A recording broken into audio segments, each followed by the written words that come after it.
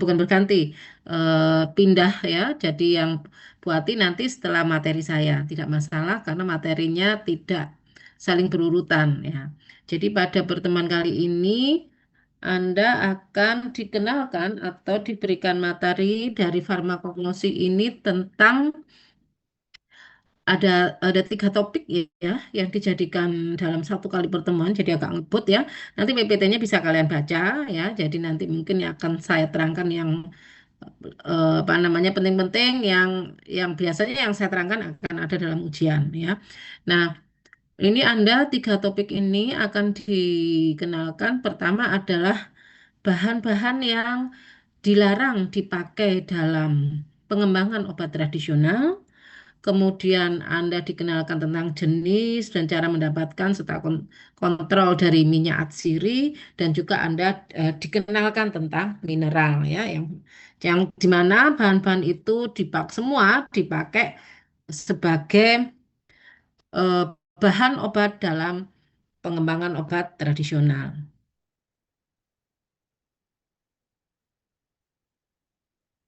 Oh, sebentar ya, kok nggak jalan ya ini ya saya. Ini nggak jalan. Nah, loh macet. Kok nggak mau gerak ya? Sebentar, saya stop lagi ya. Ini kenapa nggak mau gerak nih?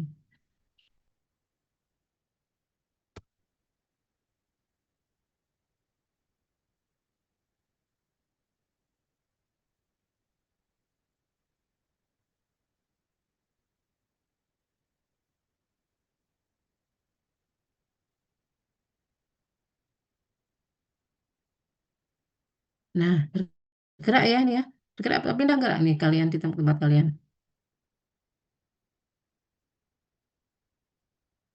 Sudah pindah enggak ini anunya, apa Sudah, namanya Prof. materi saya? Hmm? Sudah, Prof. Oke, sudah ya. Nah, bentar ini terlalu mengganggu ini di tempatnya. Ini sudah lama tidak pakai online, jadi ini saya agak kesulitan menyembunyikan gambar ini. Saya nggak bisa lihat ini gimana ini. Data geser. Oke.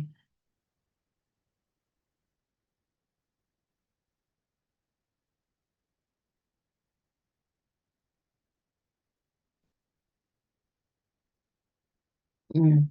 Jadi ini saya akan menerangkan sebagian ya, sebagian dari beberapa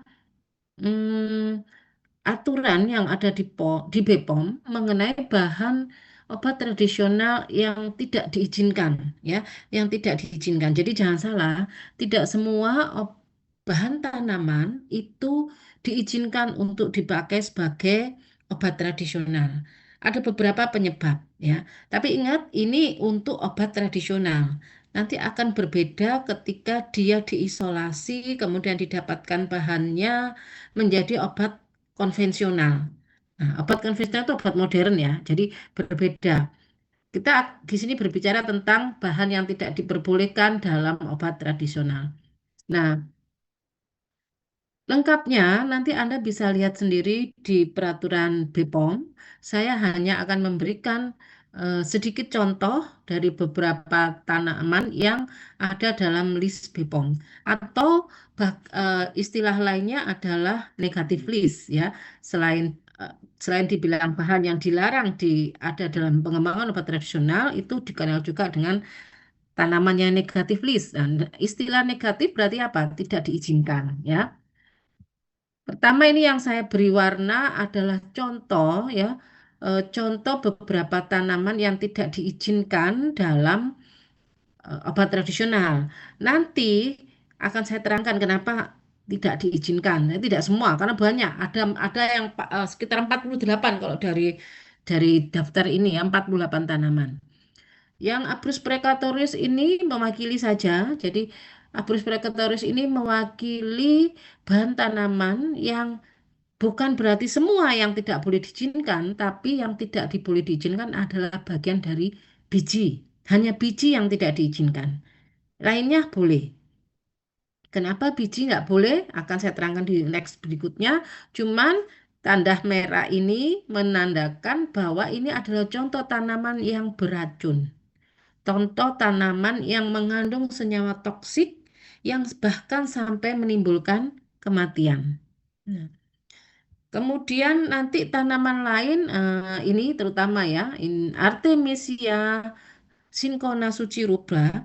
Ini yang Artemisia yang tidak diizinkan daunnya, Cinchona sucirubra atau kina yang tidak diizinkan adalah kulit batangnya. Nah, bukan berarti ini beracun. Justru dari daun Artemisia annua atau kulit batang kina, kita mendapatkan apa? Bahan obat anti malaria yang sampai sekarang dipakai dalam dunia kedokteran. Masih sampai sekarang dipakai dan itu adalah obat pilihan ya, obat pilihan nomor satu untuk malaria. Setelah kina resisten, penggantinya adalah Artemisia dari daun. Loh, kenapa kok dilarang? Karena ini ditakutkan terjadi resistensi. Ketika tanaman ini banyak dikonsumsi oleh masyarakat kita yang kadang-kadang aturannya itu kan kalau obat tradisional aturannya kan tidak jelas. Nah, itu ditakutkan akan menimbulkan resistensi untuk malaria sehingga nanti kita tidak kalau kena malaria sudah tidak punya obat lagi karena resisten. Nah, jadi bukan berarti berbahaya seperti di Abrus precatorus yang bijinya mematikan, tapi ini justru berkhasiat, tapi ditakutkan terjadi resistensi. Nah, itu adalah contoh ya, contoh alasan-alasan beberapa tanaman kok dilarang. Paling banyak alasannya adalah beracun, tapi khusus ini Artemisia sama Cinchona adalah untuk mencegah resistensi. Itu membedakan ya. Oke, kita lanjut. Ini yang kuning-kuning ini yang mau saya terangkan di bawahnya. Jadi sebenarnya eh, coba dilihat ya nanti di aturan-aturan BPOM itu saya lihat ada sekitar 48 list ya. Nah, 48 tanaman maksud negatif dibaca sendiri. Nanti yang saya terangkan itu yang Anda fokuskan yang mungkin nanti akan saya keluarkan dalam ujian ya. Selain tanaman yang tadi dengan karena beracun, kemarin resisten, ada lagi tanaman yang sebenarnya dipakai dalam dunia, dipakai dalam obat tradisional. Tapi, nah ini bukan berarti dia beracun atau resisten. Anda lihat judulnya. Beberapa tanaman yang dilarang digunakan untuk klaim tertentu. Jadi tanaman ini sebenarnya dipakai untuk tradisional. Tapi orang Indonesia kadang-kadang terlalu inovasi. Sesuatu yang bukan aktivitasnya dipakai untuk aktivitasnya. Makanya dia dilarang digunakan untuk klaim tertentu. Contoh, paling gampang contohnya ini. Cassia Sena. Cassia Sena itu sangat terkenal, dipakai secara tradisional sampai sekarang. Tanaman ini daunnya untuk apa? Untuk mempermudah BAB, memperlancar BAB. Dan itu legal. Dan itu ada dikeluarkan nomor registrasinya. Tapi yang tidak boleh adalah klaimnya dia dapat menurunkan lemak tubuh, dapat menurunkan berat badan sehingga orang salah memakai dia untuk pelangsing. Nah, itu salah, salah klaim. Itu salah satu contoh. Jadi tidak boleh bahan-bahan yang mengandung ini diklaim dapat menurunkan berat badan. Karena dia fungsinya adalah untuk mempermudah BAB. Ya jelas aja orang yang sering BAB, orang diare kan berat badannya menurun. Nah, orang disalahgunakan dengan diet, ya, dengan diet jadi langsing. Nah, itu contoh klaim yang dilarang. Kemudian ini juga ada contoh beberapa hewan yang tidak diizinkan untuk dipakai dalam untuk maksud saat ini ya belum boleh diizinkan dipakai untuk obat tradisional. Contohnya apa? Kodok gitu ya, yang karena memang berkaitan dengan kalau ada beberapa keagamaan gitu ya dan juga eh, apa istilahnya itu menjijikkan. Nah, ada seperti itu juga. Nanti belum boleh, belum diizinkan dengan kultur kita, kultur Indonesia. Kemudian contohnya ini juga bagian tanaman, bagian dari hewan. Contohnya testisnya, plasentanya, hormonnya. Ini masih tanda petik ya dalam ada beberapa yang tidak diizinkan dalam fungsi keagamaan dan fungsi apa ya norma. Nah, fungsi norma sih belum bisa. Kemudian ini juga ada beberapa nama hewan yang belum diizinkan untuk dipakai. Ya, ada macam serangga-seranggaan itu belum diizinkan. Karena masih banyak toh kalau kalian dari obat tradisional, misalnya untuk apa namanya, untuk memperkuat kejantanan, memakan testisnya atau segala macam kan akhirnya dibuat obat, itu belum diizinkan ya, diizinkan. Kemudian mineral juga ini ada daftar mineral yang tidak diizinkan untuk ditambahkan dalam obat tradisional. Ya jelas ini juga senyawa kimia. Kemudian juga bahan eh, pelarut untuk bahan baku atau senyawa yang ada sebagai campuran dalam obat tradisional itu alkohol dilarang kecuali etanol, etil alkohol ini etanol ya, etil alkohol ini etanol, kecuali etanol yang kurang dari 1%. Ini pun juga masih agak menimbulkan masih menimbulkan apa ya istilahnya tanda petik karena ada yang benar-benar tidak ada beberapa yang pemahaman terutama dalam Islam ya dalam tidak diizinkan untuk mengkonsumsi alkohol berapapun jenisnya ya itu ya. Nah ini kan dia masih dalam kurang 1%, tapi kalau di obat tradisional yang kalau lebih dari 1 pasti dilarang, tapi kalau kurang dari 1%, kalau untuk membantu kelarutan bahan baku masih diizinkan. Oke, nah ini Anda bisa melihat lebih jelas ya, daftar tanamannya ini di lampiran ini. Saya kasih sumbernya ya. Jadi silahkan Anda buka di mana di website ya. Anda akan bisa melihat beberapa tanaman yang kenapa kok tidak diizinkan ya. Jadi ini ada beberapa tanaman yang tadi belum sempat saya sebut ya, sebenarnya mengandung misalnya apa ini Catharanthus roseus, Dinospora redix, Catharanthus roseus ini Vinca rosea ini anu apa tapak dorong. Ini juga ada beberapa yang dilarang karena sebenarnya dia anti kanker tapi kemudian dipakai sembarang orang padahal dia berpengaruh menurunkan leukosit ya, leukosit karena dia pakai untuk kanker darah. Nah, ini nggak diizinkan. Oke. Kemudian ini juga ada beberapa lampiran. Silakan baca, silakan dilihat ya. Nah, sekarang kita masuk. Kenapa kok dilarang? Nah, ini pengertian kenapa kok dilarang karena ternyata nanti kalau kalian buka di internet sampai sekarang masih banyak yang dilarang ini ternyata dipakai sebagai obat tradisional, terutama kalau bikin ramuan sendiri dibuka internet dan tidak tahu siapa yang bikin ramuan itu di internet ada ramuan padahal itu tadi sudah masuk dalam tumbuhan yang dilarang karena lebih pada beracun. Oke, pertama, jadi akhirnya nanti Anda juga akan saya kenalkan tentang tumbuhan beracun sehubungan dengan bahan tanaman yang dilarang oleh BPOM tadi. eh, Kebanyakan adalah karena dia mengandung senyawa beracun. Nah ini untuk perluasan wawasan, jadi kita mengenal dulu klasifikasi dari senyawa beracun, jadi bisa digolongkan karena senyawa aktifnya, jadi mengandung senyawa aktif beracun, atau aktivitas farmakologinya, atau dari taksonominya. Ada nanti contoh, jadi misalnya dari satu genus yang sama, pasti semua beracun. Nah, seperti itu ya. Atau punya senyawa yang sama, pasti beracun. Atau karena belum ketemu senyawa beracunnya, kita hanya menggolongkan dia berdasarkan, oh tanaman ini menyebabkan misalnya diare, tanaman ini menyebabkan muntah. Nah, penggolongannya macam-macam. Nah, ini adalah beberapa contoh senyawa beracun yang ada pada tanaman. Bukan berarti ini semua pasti beracun, tapi ada beberapa eh, apa namanya senyawa beracun yang sudah ditemukan itu ternyata masuk dalam golongan glikosida, alkaloid, protein atau resin. Dari semua golongan senyawa ini, yang paling beracun adalah golongan alkaloid. Yang paling banyak beracun adalah golongan alkaloid. Sehingga kalau kita menemukan senyawa, misalnya ya, kita penelitian, kemudian kita mencoba mengisolasi tanaman tadi, oh ketemu senyawa golongan alkaloid. Nah, maka kita harus aware, jangan-jangan beracun. Karena alkaloid ini yang paling banyak beracun, tapi alkaloid ini juga yang paling banyak aktivitasnya. Jadi seperti dua sisi mata uang ya, beracun dan punya aktivitas. Mengenal juga klasifikasi dari tumbuhan beracun, itu ada yang mayor toxicity. Mayor toxicity ini berarti apa? Mengkonsumsi dari bagian tanaman tadi bisa menyebabkan kematian. Itu nomor satu itu yang paling berbahaya. Yang minor ini biasanya kalau segera diatasi, dia tidak sampai merenggut nyawa, tapi kalau dibiarkan ya pasti bisa juga sampai membahayakan.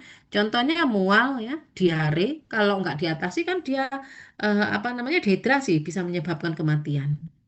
Kemudian tanaman-tanaman yang mengandung kristal kalsium oksalat itu juga termasuk dalam tumbuhan beracun ya, karena nanti kristalnya bisa kalau dia ada di mana di daerah mengenai kulit atau dia masuk dalam kerongkongan, masuk dalam apa namanya persendian akan menyebabkan pembengkakan. Atau golongan senyawa yang ketika bersentuhan dengan kulit dermatitis ya baik getahnya atau apa bisa menyebabkan ruam kulit. Nah, itu. Jadi paling rendah ya. Jadi yang tingkatannya makin ke bawah makin rendah ya. Jadi tidak banyak menyebabkan kematian. Oke, kita kenal contohnya dari yang tadi dilarang oleh BPOM. Yang paling nomor satu adalah Abrus precatorius atau nama ya, atau nama lokalnya adalah eh, ya ada yang ya di mute semua ya, nanti ngema. Nah, atau nama lokalnya Saga. Kalau Anda mungkin ya ada yang pernah tahu tanaman sogotelek, nah, istilahnya, nama lokalnya. Nama latinnya adalah Abrus precatorius. Ingat tadi yang dilarang BPOM belum tentu semua bagian tanamannya. Contohnya Abrus precatorius ini yang dilarang hanya bagian bijinya. Lainnya boleh. Karena lainnya pun ada dalam bentuk obat tradisional, boleh dipakai. Kenapa bijinya nggak boleh? Karena bijinya ini punya senyawa beracun, namanya abrin. Ya. Abrin ini suatu protein, ya. Dia punya 5 glikoprotein, ada abrus aglutin ini nggak beracun, yang beracun ini lektin, abrin, A, B, C, D. Kalian cukup tahu bahwa senyawa beracun dari abrus precatorius namanya abrin, berasal dari bijinya. Target organ yang bisa menyebabkan keracunnya adalah di saluran pencernaan. Ya, Anda lihat aja dosis toksisitasnya berapa. Dosis toksiknya 0,1 sampai 1 mikrogram per kilogram berat badan. Bisa dibayangkan kalau misalnya kalian ini berat badannya 50 kilo, maka cukup 50 mikrogram itu sudah bisa menyebabkan toksik atau kematian. Bandingkan dengan paracetamol. Paracetamol itu berapa miligram? Delsat, paracetamol berapa miligram? 500, Prof. Nah, 500 apa? 500 miligram. Oke, masih 500 miligram. Anda lihat atau kalian lihat ini, cukup 50 mikrogram sudah menyebabkan kematian. Berapa kalinya ya? Bayangkan ini. Nah, ini yang kemudian akhirnya oleh BPOM menjadi aturan dilarang untuk dipakai dalam pengobatan bijinya karena banyak menyebabkan kematian daripada menyebabkan kesembuhan ya. Ini contoh nih, Anda lihat inilah yang dilarang. Bijinya cantik, disebut sogotelek karena komposisinya merah dan hitam ya, cantik sampai dibuat kalung, dibuat gelang. Ini kalau dari sejarahnya pembuat gelang ini banyak yang meninggal. Ya, zaman dulu dibuat gelang, tapi ternyata pembuat gelangnya banyak yang meninggal. Kenapa? Mereka nggak tahu. Karena gelang ini kan dibuat dengan ditusuk, dirangkai satu-satu, ditusuk, ditusuk jauh. Mereka ketusuk, kenalah senyawa beracunnya. Nah, meninggal dia. Ya. Tapi, nah ini tadi coba yang saya bilang, yang tidak boleh itu biji. Daunnya bagaimana? Boleh enggak daunnya? Boleh. Anda lihat ini produknya. Ini namanya mirip-mirip nama saya ya. NK Sari Herbal. Coba Nkasari Herbal ini ada kandungannya Abrus precatorius folium. Berarti dari apanya? Dari apa, Aulia? Dari daunnya, Prof. Dari Ya, daunnya. dari daun. Ada produknya.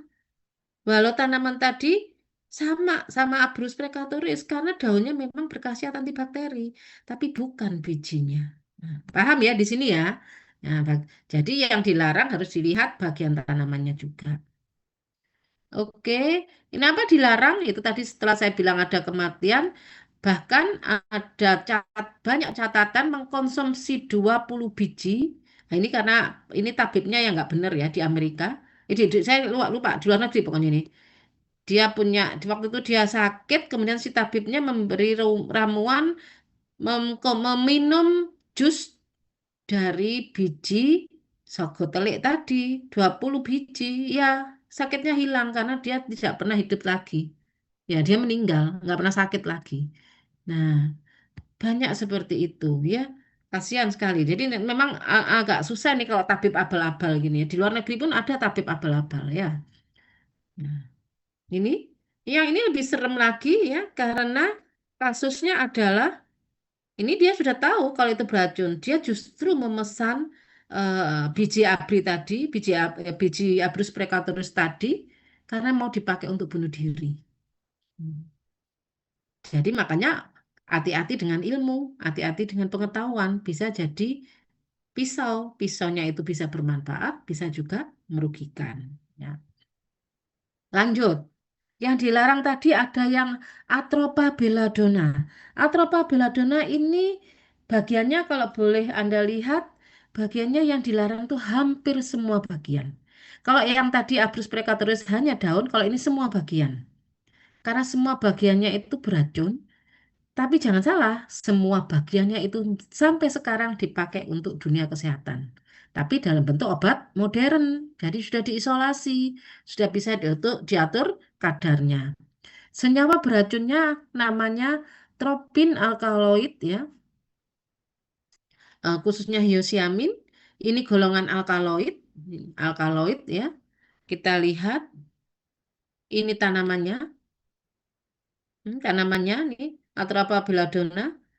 Ini adalah sediaan modern dari tanaman ini. Namanya atropin, masih dipakai sebagai obat tetes. Ini juga atropin sulfat. Karena dia berhasil apa? Karena dia diisolasi. Kalau diisolasi kan senyawanya sudah tahu, bisa diukur kadarnya. Sedangkan kalau kita bikin obat tradisional, kan bukan isolat, tapi ekstrak atau mungkin direbus semua. Nah, kan berarti kadar tidak terukur dengan pasti. Sehingga oleh pemerintah itu tanaman ini dilarang semua dipakai. Karena kalau Anda lihat ya, kalian lihat dari namanya saja Atropa belladonna. Belladonna ini menggambarkan gadis yang cantik ya, karena tanamannya cantik juga. Atropa itu pemutus kehidupan. Jadi kalau satu kesatuan adalah apa? Gadis cantik pemutus kehidupan. Sampai seperti itu karena saking berbahayanya ya. Kita lanjut, tadi ini sudah, nanti silakan dibaca sendiri ya. Nah, lainnya adalah datura spesies. Saya tadi kan pernah infokan di depan bahwa penggolongan senyawa beracun itu bisa dari senyawanya, bisa juga dari taksonominya. Nah, ini adalah contoh penggolongan senyawa beracun dari taksonomi. Taksonominya apa? Berasal dari genus yang sama. Semua genus Datura, jadi yang depannya Datura, misalnya Datura stamineus, Datura apalagi, ya Datura apa. Kalau depannya Datura, sudah langsung dianggap beracun, karena hampir semua, kalau satu genus senyawanya hampir sama ya. Padahal Datura ini sebenarnya sudah lama dipakai secara tradisional oleh masyarakat Indonesia atau nenek moyang kita. Tapi ini juga contoh bahwa datura ini dipakai tradisionalnya bukan dikonsumsi secara oral, tapi dia pakainya inhal, jadi dihisap. Dia bikin daun dan bunganya itu dikeringkan, kemudian dibakar, asapnya dihirup seperti untuk orang-orang yang penderita asma. Nah, kalau dia diminum, maka akan keracunan. Tapi kalau dihirup, itu dia akan membantu untuk dilatasi saluran pernafasan sehingga meredakan asma. Ya, itu pun aja juga ada tidak boleh sering dipakai ya. Kalau nggak salah minimal 6 jam sekali baru boleh dipakai. Nah, itu dari tradisionalnya. Ini tanamannya pernah tahu? Banyak ini di Ini di daerah, kalau saya lihat di daerah Malang itu ya banyak tanaman datura kayak gini ya, kayak apa namanya, trompet kebalik ya, trompet kebalik. Ini apakah Anda pernah membaca ini, kalau datura itu nama lokalnya kecubung. Kelas tahun berapa ya ini ya? Saya lupa tahu. Oh, 2024. Nah, tahun 2024 itu kasusnya meledak di Banjarmasin. Anda lihat beritanya, 49 warga itu mabuk kecubung. Karena saya bilang tadi, kecubungnya tadi pemakaiannya adalah apa? Diapakan tadi? Gosan. Kalau secara tradisional.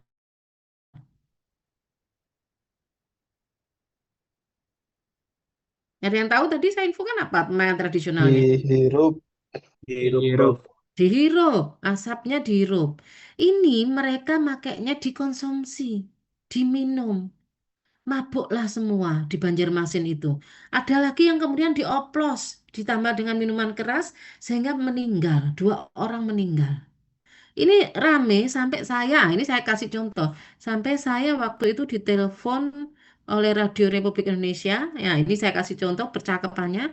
Langsung saat itu saya ditelepon malam itu diminta untuk menjelaskan tentang keracunan kecubung. Nah, ini kan apa? Karena waktu itu lagi rame. Eh, Sampai saya itu siaran di jam berapa ini kalau Anda lihat, jam 9 malam itu saya siaran.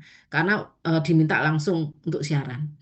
Ini karena kasusnya besar ya, karena ada kasus sampai meninggal dan ini adalah contoh ini yang keracunan, ada yang sampai nyemplung ke danau ya, nyemplung sungai, ada yang enggak karu-karuan ya seperti orang gila karena dia memang memabukkan. Ya. Kemudian ada lagi Gloriosa superba. Ini juga dilarang, tapi yang dilarang itu tubernya. Ya, tubernya itu dilarang untuk dipakai sebagai bahan obat tradisional. Kalau nama lokalnya adalah kembang sungsang. Nah, kembang sungsang ini senyawa beracunnya, ini contoh ya, contoh bagian beracunnya adalah tuber. Nah, kalau tadi kan biji, kemudian daun, seluruh bagian. Nah, ini tuber. Senyawa beracunnya namanya kolkisin. Dia suatu alkaloid. Sama dia juga dengan cukup 6 miligram per kilogram berat badan, dia sudah, tanaman ini ternyata sejarahnya, nah sejarah etnomedisinya di India itu dipakai sebagai bahan bunuh diri nomor 1 di India. Jadi mereka pakai kalau mau bunuh diri pakai tuber kembang sungsang. Tapi jangan salah, nah ini tanamannya. Jangan salah. Kayak tadi ini adalah kasus abal-abal, tabib abal-abal. Jadi di sini disebutkan ada seorang wanita punya penyakit atau punya keluhan nyeri persendian. Oleh tabibnya diberi Gloriosa superba, tuber Gloriosa superba. Padahal tadi kan saya infonya tuber ini beracun nggak? Beracun kan? Nah, sama tabibnya disuruh mengkonsumsi jus dari tuber kembang sungsang. Apa yang terjadi nih? Dia mana nih tadi? Ada di sini sih, sebentar. Nggak kelihatan. Kelihatan nggak ya nih? Di sini ada terlihat nggak nih? Dia mengalami kematian ya. Tuh, Prof. Ya, Iya, yang 35 Yang years ya itu. meninggal, old who died as a yang result meninggal acute karena respiratory respiratory distress akut. syndrome and sustained multiple organ dysfunction Ya, following. oke. Anda lihat ya. Ini saya ketutupan sama ini loh, ketutupan sama ini kenapa ya nggak bisa dipakai ya ini ya? Tutupan sama audio. Nah, ini ke atas dulu. Nah, oke. Nah, ini akhirnya meninggal karena memang beracun. Tapi dia kasihan karena ini yang nyuruh tabibnya. Iya, yang nyuruh tabibnya. Kita lihat sekarang. Kok nggak mau? Nah, ketika kemudian saya buka internet, saya coba cari tanaman ini di internet. Coba Anda baca. Karena memang tadi orang yang meninggal tadi juga nyeri persendian. Ada yang nulis ya, blog. Nah, makanya saya bilang jangan pernah ngambil apa namanya reference dari blog. Yang nulis kan boleh siapa aja. Dia dengan enaknya nulis untuk menyembuhkan berbagai penyakit seperti rematik. Pakailah 3 gram rimpang kembang sungsang. Sakit sendi, pakailah 3 gram rimpang kembang sungsang. Terus direbus, diminum. Nih, semua direbus, diminum. Bisa-bisa dia sembuh beneran tuh, nggak pernah sakit. Ya kan?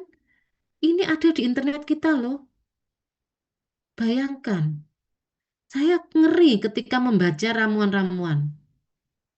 Tadi sudah dilarang oleh BPOM, sudah ada jurnalnya menimbulkan kematian. Loh, kok ini keenak banget dia kasih pemakaian dalam untuk rematik sama nyeri sendi, pakai kembang sungsang. Ya, bayangkan ya. Oke, kita lanjut. Ada lagi yang namanya Nerium oleander, ya bunga Jepun. Ini saya beri contoh karena dia dari golongan glikosida jantung atau cardiac glycoside ya. Nama senyawa beracunnya oleandrin. Saya mungkin pertanyaan saya cuman golongan senyawa, golongannya apa? Senyawanya ini golongannya apa? Oh, ini glikosida jantung. Contohnya adalah tanaman Neurium oleander ini ya.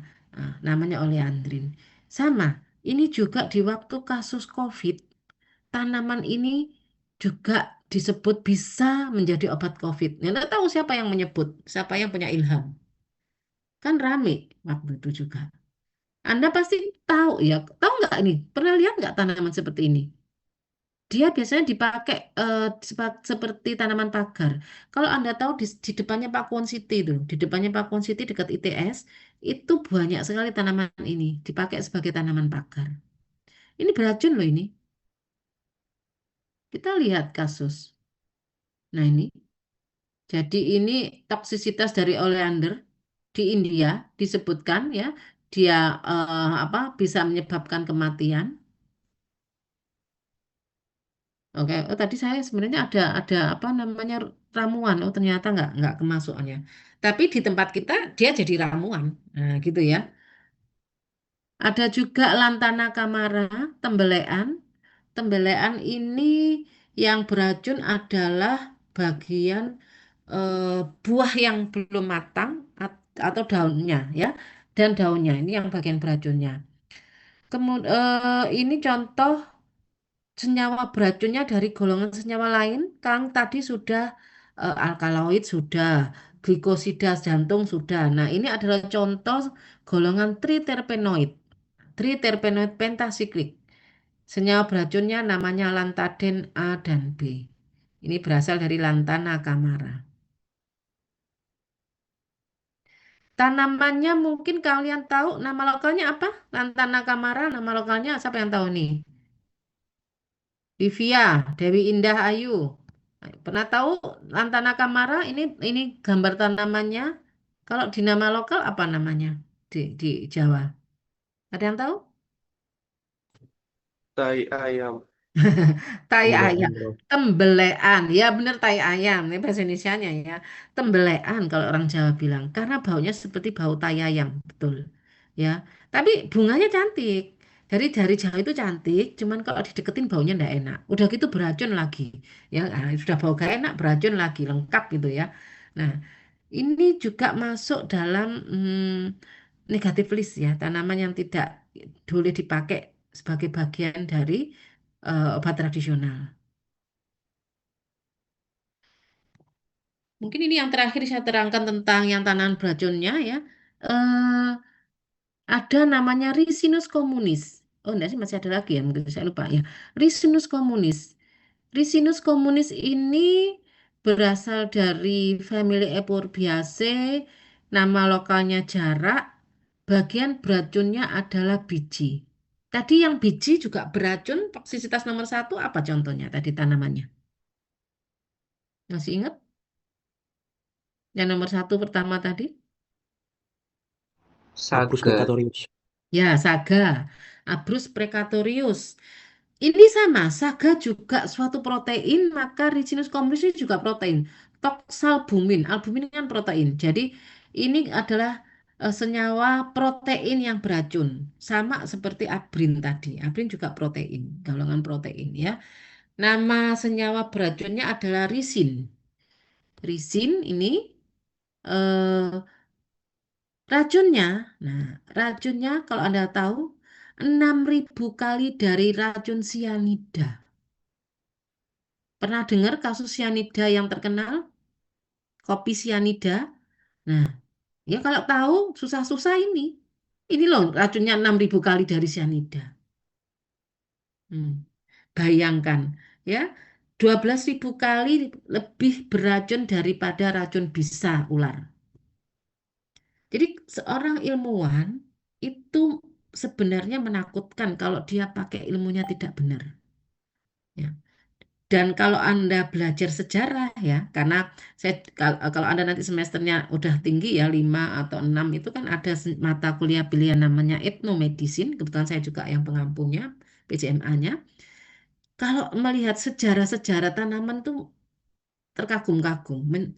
Jadi nanti dengan apa ada beberapa tanaman itu dipakai untuk politik ya, untuk membunuh lawan politik. Tanamannya dipakai untuk apa. Bahkan ada untuk perang itu bisa mematikan satu peleton ya. Jadi dia meracun satu peleton itu dengan tanaman, memakai salad. Nah, dipakai salad dari tanaman sehingga siapa prajuritnya semua keracunan. Ini saya nggak ngajari jelek ya. Dan ini cuma saya bilang bahwa seorang ilmuwan itu kalau nggak amanah bisa menjadi membahayakan ya. Pernah tahu ini tanamannya, bijinya, cantik bijinya. Eh, ada juga kasus dia menganggap ini adalah kacang Arab ya.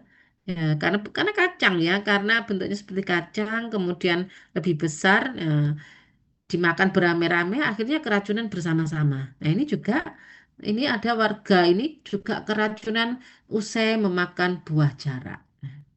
Karena memang racunnya serem. Oke, eh mumpung ini apa lagi bawahnya? Bahkan ada yang memakai racun dari Ricinus communis tadi sebagai alat bunuh diri. Pakai dibuat di injeksi dari senyawa risin. Bayangkan betapa ini apa namanya pengetahuan yang dipakai dengan untuk apa merugikan diri sendiri. Ya. Dia pakai untuk bunuh diri. Oke. Kemudian ini ada lagi Tevetia peruviana. Tevetia peruviana ini hampir semua bagiannya beracun. Dia tergolong glikosida jantung. Tadi yang glikosida jantung ada kan? Dibaca lagi ya. Nerviandum itu juga glikosida jantung. Nah, Tevetia peruviana ini juga glikosida jantung. Ini cardiac glycoside. Ada tevetin A, B, dan perufoside. Ya. Ini semua beracun kalau dipakai secara tradisional. Kita lihat. Ini tanamannya menarik. Bahkan di Sri Lanka itu apa pemerintah sampai mengeluarkan bagaimana cara menolong keracunan pertama dari keracunan Tevetia peruviana. Kenapa? Karena di website-website di Sri Lanka yang umum malah lebih ada metode ini dibaca sudah tersedia metode untuk membunuh diri memakai Tevetia peruviana. Nah, jadi kalau kita lihat internet itu serem. Jadi ada di di sana ada panduan untuk bunuh diri bagaimana bunuh diri memakai Tevetia peruviana.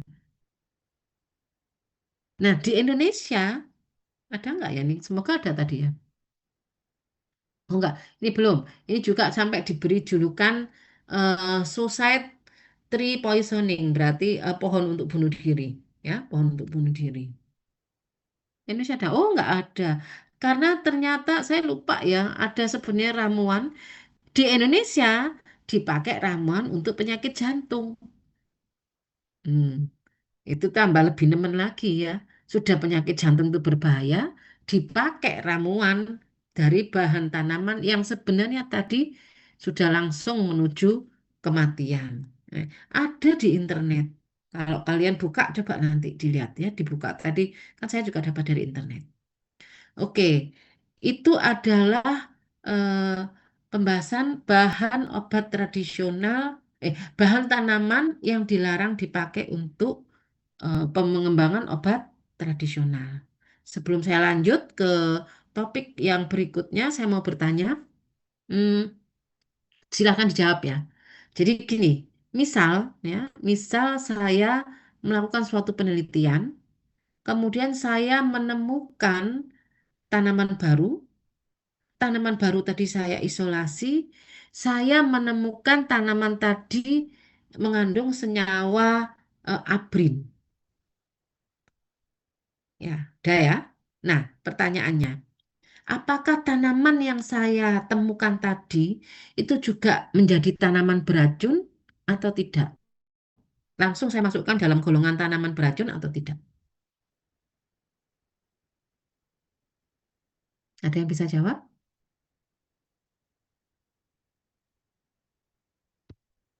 Apa ini? Sebentar saya cari. Bagas Ari Yoga, mana orangnya? Bagas Ari Yoga. Iya, Ya, Prof. termasuk. Oke. Ayo Bagas. Apa respon? Eh, Mohon maaf, Prof. Apa bisa diulang pertanyaannya? Karena tadi saya barusan dipanggil. Kenapa? Mohon maaf, apa bisa diulang pertanyaannya? Karena tadi saya dipanggil orang tua saya, Prof. Ya bilang dong ke orang tuamu kamu masih kuliah. Iya, ya. Siapa yang bisa jawab lainnya?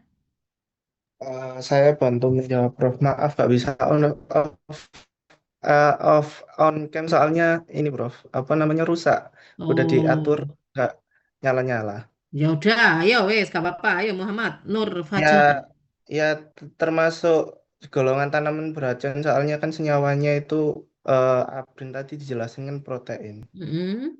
Jadi termasuk golongan senyawa beracun. Langsung kita golongkan dia masuk tanaman beracun gitu ya. Ya, Oke, setujukah dengan eh, jawaban dari Muhammad Nur? Lainnya setuju? Langsung kita masukkan tanaman beracun. Kalau dari saya enggak sih, Prof. Siapa ini? Sebentar. Delshad. Ya, Delshad. Apa alasannya? Karena tanam senyawa tersebut kan didapat dari hasil isolasi. Nah, kan kita belum tahu apakah eh, tanaman alaminya itu benar-benar beracun atau enggak.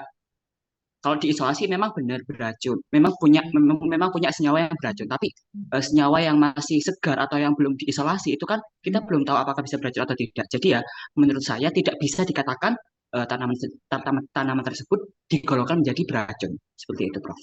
Oke, berarti kita punya dua jawaban yang bertolak belakang.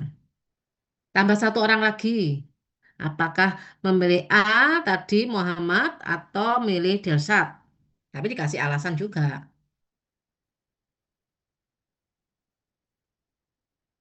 Siapa ini? Vibi Rimadhani. Mana Vibi Rimadhani? Loh, Vibi mana? Kalau ya Saya, Prof. harus ada ya. Kalau saya panggil tiga kali nggak menjawab, saya Iya, anggap absen. Vibi Rimadhani. iya saya, Prof. Oke. Jadi kalau menurut saya pribadi belum tentu bisa dikategorikan sebagai eh, tanaman toksik karena kita belum Mm-mm. tahu bagaimana kajian farmakologinya seperti itu, Prof. Dan berhubungan juga dengan materi selanjutnya yaitu mineral. Seperti banyak tanaman kan juga menghasilkan metabolit yang sekunder seperti Prof.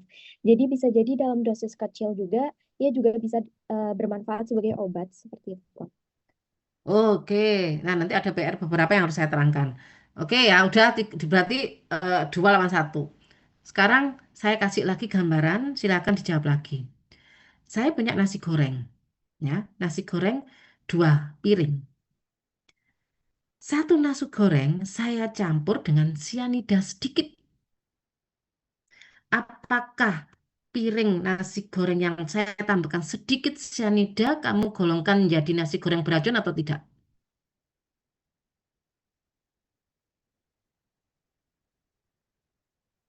Ada yang jawab? Loh, ini logika kalian harus bisa jawab. Kalau nggak gitu nanti kalian nggak akan bisa menerangkan bagaimana senyawa ini, apa tanaman ini beracun atau tidak, atau berkhasiat atau tidak. Harus ada logikanya. Oke, dijawab tadi. Ada yang bisa jawab? Loh, saya tanya, wes Risma Sekar mana Risma Sekar? Iya, Prof. Gimana? Em, menurut saya, iya beracun, Prof. Beracun padahal saya kasih cuma sedikit.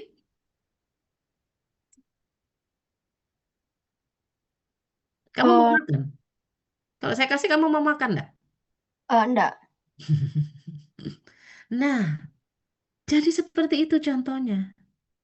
Tadi yang benar Muhammad Nur. Logikanya, karena abrin sudah kita tetapkan senyawa beracun, maka semua tanaman yang mengandung abrin pasti akan tergolong senyawa beracun. Ya kayak tadi nasi goreng saya kasih sedikit cyanida, ya sedikit. Tapi kan cyanida itu beracun. Maka tanam nasi goreng tadi masuk nasi goreng beracun. Nggak bakalan kamu mau makan kan? Nah, itu ya, jadi itu logikanya. Walau kita belum ketemu farmakologis lainnya, nggak apa-apa. Karena yang sudah ketahuan adalah punya senyawa beracun. Nah, tadi juga tapi masih saya tambahkan karena memang, loh, tapi kan belum tahu Bu, itu banyak atau sedikit. Betul. Kadang, nah, Abrin pun ketika dalam kondisi yang sangat kecil mungkin nggak akan menyebabkan kematian. Tapi mungkin dia akan diare, misalnya gitu. Mual, karena dosisnya kecil. Begitu dosisnya besar, yang menimbulkan kematian.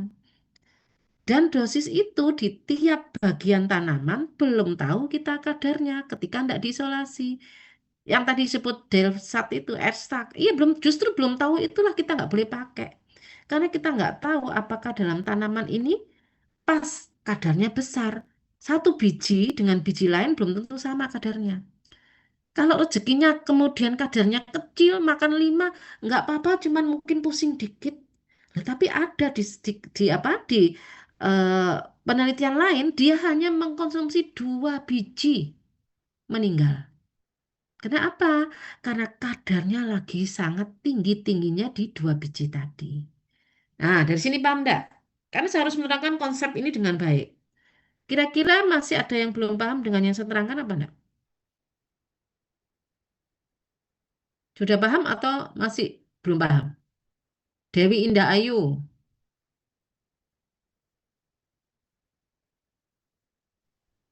Ya, sudah paham, Prof. sudah ya? Ya, oke, saya anggap paham ya, wong diem semua ya.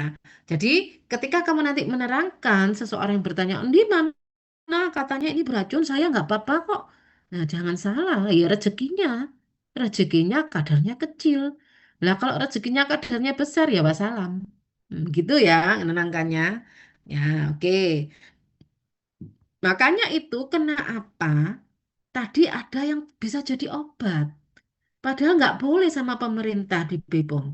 Yang nggak dibolehkan itu kalau pakai jadi apa? Obat tradisional. Karena pada obat tradisional itu tidak dalam bentuk isolat, tapi dalam bentuk ekstrak atau fraksi. Lah kalau bentuk isolat itu sudah jadi obat modern. Kalau obat modern kadarnya bisa kita ukur. Paham nggak di sini? Ya, makanya nanti kok ada Bu obatnya tadi ternyata beracun tadi yang terutama atropa misalnya. Ada ternyata sediaan atropin ya ada karena sudah diambil itu senyawanya atropin dan diukur kadarnya dengan baik. Di sini paham ya? Azmi Zufar gimana? Nggih, Prof, sudah paham. Ya. Oke, kita lanjut sedikit mengenal tentang mineral ya. Mineral ini sebenarnya belum banyak dipakai ya di apa di bahan alam ya, masih dalam bentuk minor kebanyakan ya. Jadi ini untuk tahu aja. Jadi mineral ya memang dibutuhkan oleh tubuh kita untuk berbagai fungsinya ya. Karena sangat sedikit yang kita butuhkan, dia disebut juga mikronutrients. Kebanyakan ya mineral ini karena dia inorganik, dia ditemukannya di tanah atau di bebatuan. Nah, dari batu-batuan.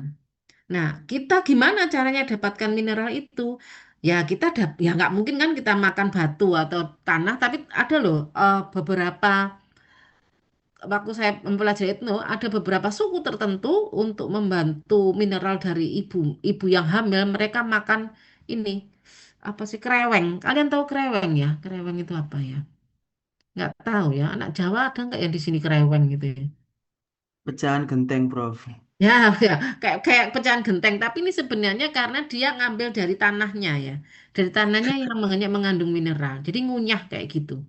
Nah, ya, karena mineralnya ini memang ditemukan di apa namanya bebatuan atau tanah-tanah tadi ya. Nah, kita konsumsinya di mana?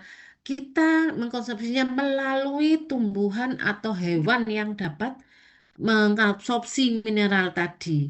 Jadi tumbuhan itu juga bisa mengabsorpsi mineral ya. Ketika mereka tumbuh juga tanaman ternyata memakan sebagian dari batu atau tanah tadi sebagai campuran dalam bahan makanan. Nah, kita ya makan tumbuhannya atau makan hewannya. Ya, itu ya.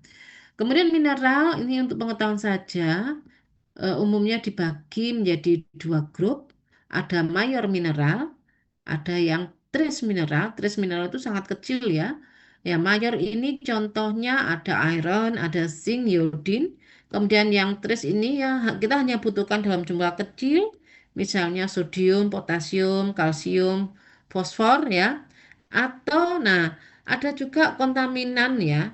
Mineral sebagai kontaminan yang tadi ada dilarang ya. Ya, contohnya merkuri, aluminium ini kita nggak butuh ya. Justru jumlah banyak nanti akan menyebabkan kita apa kanker, justru akan menyebabkan kanker ya. Jadi banyak sekali fungsi mineral ya di sini, terutama untuk tulang ya, gigi dan tulang, juga mengontrol sistem apa namanya SSP, sistem saraf pusat kita untuk cairannya dan juga perlu untuk pelepasan dari energi kita ya.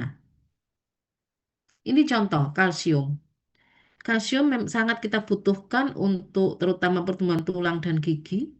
Coba kita bisa lihat ini adalah nama penyakitnya adalah rickets ya, rickets. Rickets ini loh, eh, tulangnya ini seperti kayak atau apa ya ini ya. Jadi tidak bisa lurus. Nah, ini juga ini masuk dalam karena dia kekurangan dari kalsium. Padahal Nah, padahal juga termasuk osteoporosis ya. Nanti kalau untuk manula ya, untuk manula itu osteoporosis yang dibutuhkan untuk ketahanan tulang. Padahal itu bisa kita dapatkan kalsium ini melalui diet kita. Yaitu apa? Ini sayur-sayuran yang berwarna hijau atau produk-produk susu, minyak ikan ya. Apalagi nih kacang-kacangan. Nah, jadi silahkan dicari bahan-bahan ini untuk membantu mendapatkan kalsium yang kita butuhkan. Kemudian fosfor, fosfor ini juga untuk tulang dan gigi ya, juga untuk kontraksi otot. Jarang sebenarnya kekurangan fosfor ini, tapi kekurangan fosfor ini ternyata bisa menyebabkan seperti merasa lelah terus dan depresi, ya depresi. Saya rasa kalau kalian cukup makan itu apa namanya kebutuhan-kebutuhan bisa tercukupi dengan ini tadi makan-makan misalnya ini kacang, daging, ikan, ya produk susu. Saya yang tinggi kalsium lah, silakan pakai itu. Yang tidak menjadi obat tradisional ya ini, tapi konsumsi yang kita butuhkan sehari-hari. Ada lagi sodium ya. Sodium ini fungsinya untuk keseimbangan ya air dalam tubuh kita, juga mengontrol suhu tubuh ya, sehingga ketika kita berkeringat gitu ya, dia bisa mengontrol suhu supaya ketika panas bisa keluar keringat untuk menurunkan suhu tubuh. Ini juga sama, tidak banyak juga defisiensi sebenarnya karena dia melimpah ada pada sumber makanan ya, macam-macam bisa telur ya, bisa juga apa ini keju ya, keju, terus daging asap dan segala macamnya ini ada nih ya.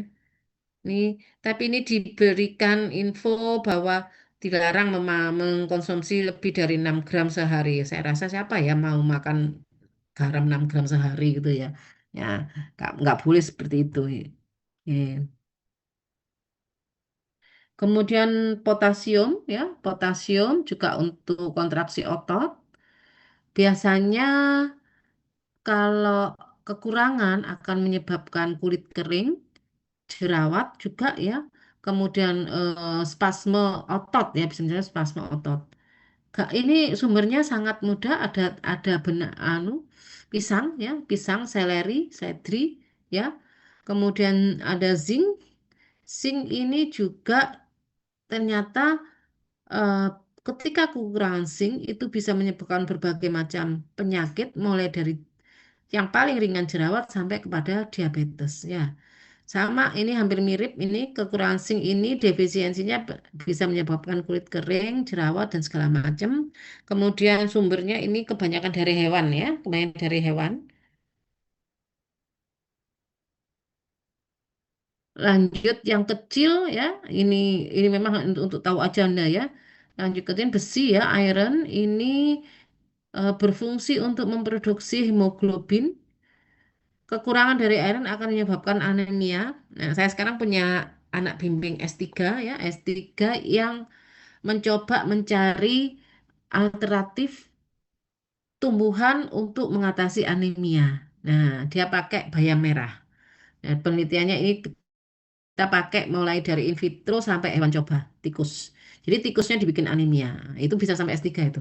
Ya, sekarang lagi semester 2 dia. Semester 1 baru. Ya. Oh ya, sudah masuk semester 2 dia. Nah, ini menarik sekali karena di Indonesia masih banyak sekali anemia ya. Padahal ya tadi ternyata sebenarnya melimpah.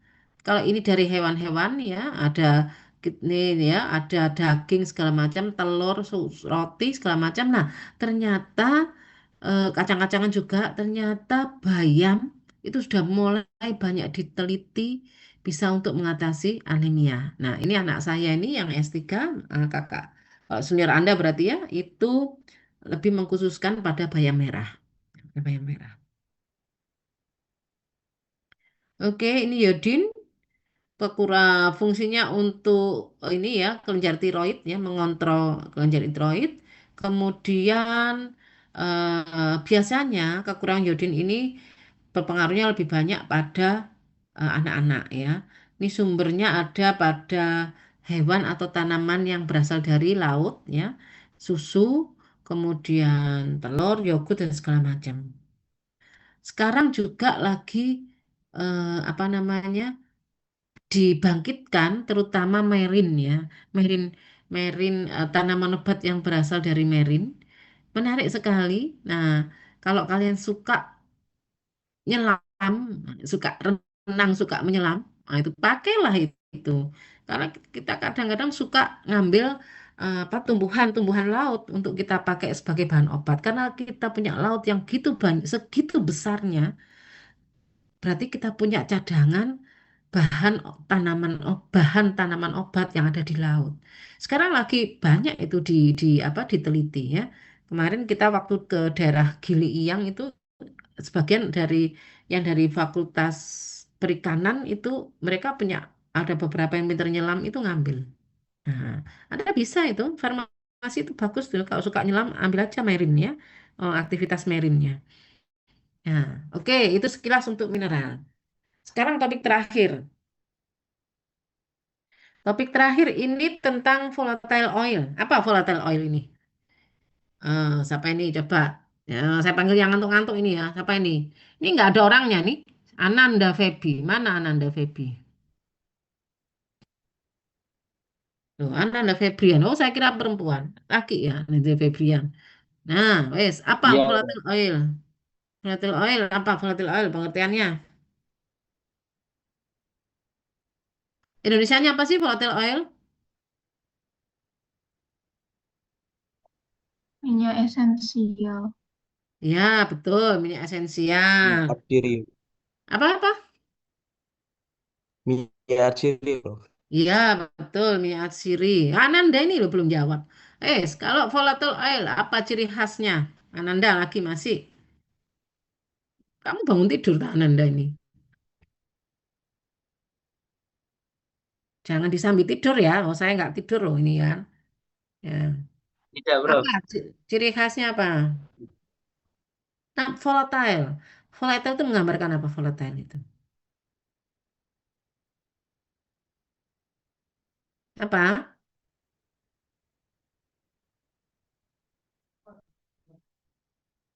Ada yang bisa bantu jawab? Izin menjawab, Prof. Ya, boleh. Apa? Cepat menguap. Ya, betul. Fitri ya, nih. Fitri. Ya, betul. Iya, Prof. Volatile itu mudah menguap. Ya, ciri khas dari volatile oil berarti minyak atsiri atau minyak menguap. Jadi pada suhu ruang pun dia menguap. Apa contoh minyak atsiri yang kamu pakai sehari-hari? Pernah nggak kalian pakai minyak atsiri sih? Minyak kayu putih. Minyak. Parfum. Iya, oke betul. Minyak kayu putih itu tapi yang murni ya, parfum yang pasti kalian juga pakai. Ya, itu minyak minyak atsiri. Ya, itu minyak atsiri. Oke, kita lihat sekarang minyak atsiri ya. Jadi minyak atsiri ini adalah minyak menguap yang biasanya kita temukan di berbagai bagian dari tanaman ya. Kemudian dia dikenal sebagai essential oil tadi juga essential oil ya karena bisa menjadi ciri khas suatu tanaman, baunya khas di suatu tanaman ya. Dia berasal dari campuran kompleks aromatik ya atau senyawa aromatik ya yang kita biasanya kenal sebagai terpen. Anda tahu aja ya karena Anda memang belum dikenalkan dengan senyawa kimia yang ada pada tumbuhan.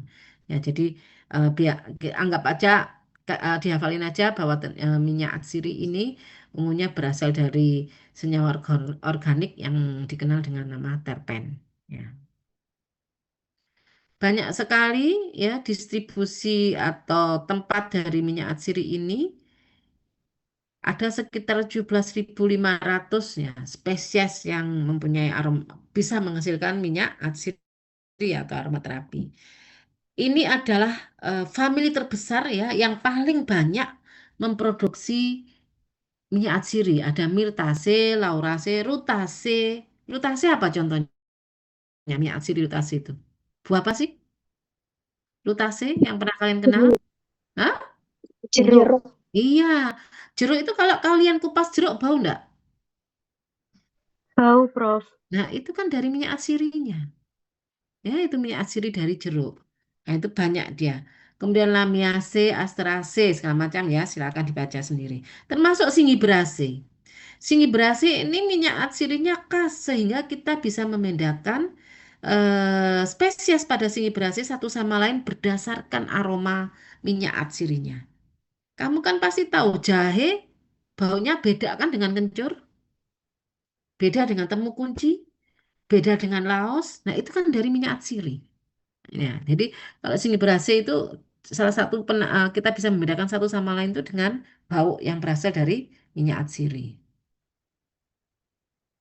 Ini tadi yang saya bilang kebanyakan itu biosintesanya ada dua, derivat terpenoid atau dari senyawa aromaterapi. Senyawa aromatik ya, senyawa aromatik. Ini contohnya ya. Nah, ini Anda tahu aja ya karena memang Anda belum dikenalkan dengan senyawa-senyawa kimia penyusunnya. Oke. Ini sekarang bedanya dengan nanti mesti mungkin Bu Adik dulu yang menjelaskan ya, tapi nggak apa-apa. Ini minyak atsiri dengan minyak fixed oil atau apa istilahnya ya, minyak lemak ya. Nah, beda ya. Jadi kalau minyak goreng itu masuk minyak atsiri atau bukan? Coba kita lihat siapa ini. Ya, saya mau pengen tahu ini. Hmm,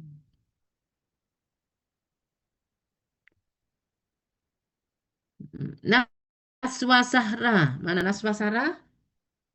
Ya, minyak goreng itu minyak atsiri apa bukan?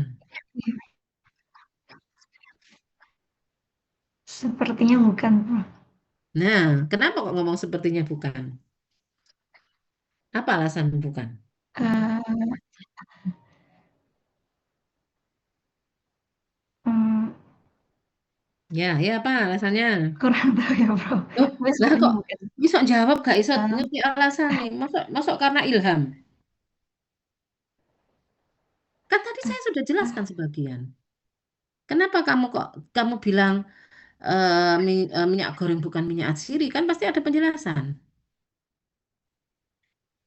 Ayo, ada yang bantu nggak? Karena tidak Siapa lagi ber yang jawab nggak kelihatan? Muhammad Nur. Em, ya. Ya, minyak tetap ya, atau bahasa Indonesia minyak tetap. Apa? Karena Kenapa kamu kok bukan setahu, jawab dia punya bukan minyak atsiri? setahu saya karena dia eh, tidak berbau juga berlemak juga, terus ada Mm-mm. nutrisinya. Ih, hampir, tapi ada satu poin yang belum kena. Ayo, siapa lagi yang bantu? Izin menambahkan, Prof. Mungkin Ya, karena boleh. tidak mudah menguap. Karena Nah, minyak kan tetap. betul. Kuncinya di situ. Wong iki lho judulnya minyak tetap ambek minyak menguap.